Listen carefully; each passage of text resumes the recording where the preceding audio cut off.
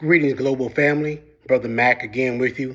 Mac Speaks Life. I hope everyone had a beautiful holiday and Christmas. For those who celebrate Christmas, and if you don't, hope you had a peaceful and quiet holiday.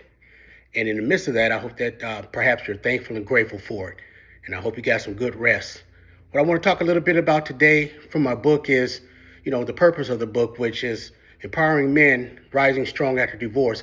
And although I wrote it as a guide for men, it's not about just for men, it's for women as well, because we all can learn together. So I just want to read a little something to you. Divorce is a unique kind of heartbreak, one that shatters your sense of self, disrupts your daily life, and leaves you questioning everything you thought you knew. For men, the experience is often compounded by societal expectations that tell us we must be strong, stoic, and in control at all times. Are we truly in control? Question number one.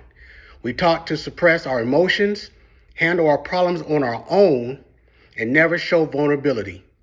But those expectations can become a prison, keeping us locked in a cycle of anger, shame, and isolation.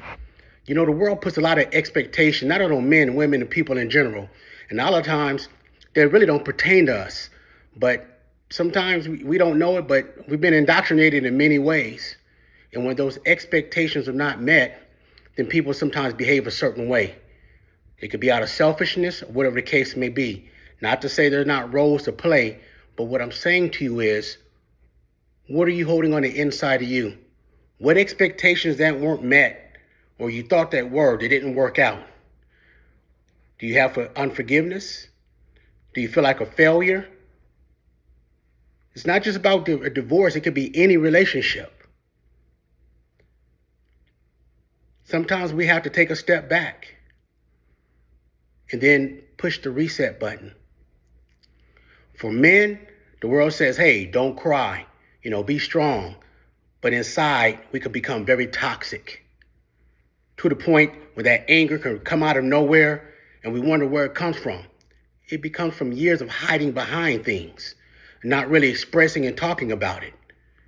I'm not talking about being soft or anything like that. I'm just talking about being vulnerable, which perhaps is a reason why that we have a hard time connecting with our significant other, because we were taught a certain way, to be a certain way.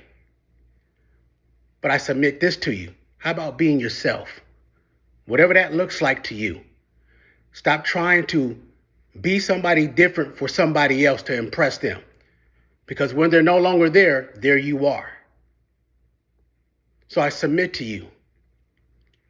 Be the best version of yourself that you could possibly be by starting with the inside of you. And looking in the mirror and saying, hey, who am I?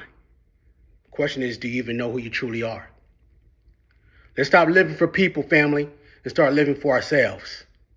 And remember, always stay grateful and speak life. Until I see you again.